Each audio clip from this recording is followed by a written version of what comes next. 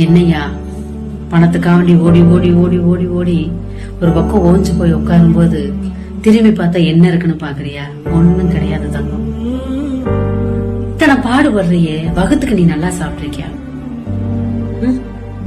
இல்ல கேக்குறேன், இவ்வளவு பணம் தான் சம்பாதிக்கிறியே, மனசார காசை கொடுத்து வகுறார உன்னால கஞ்சி குடிக்க முடியுதா?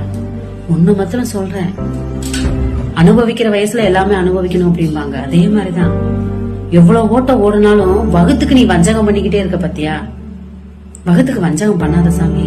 வகுறு நிறைஞ்சாதான் நம்ம பாடுபட முடியும்.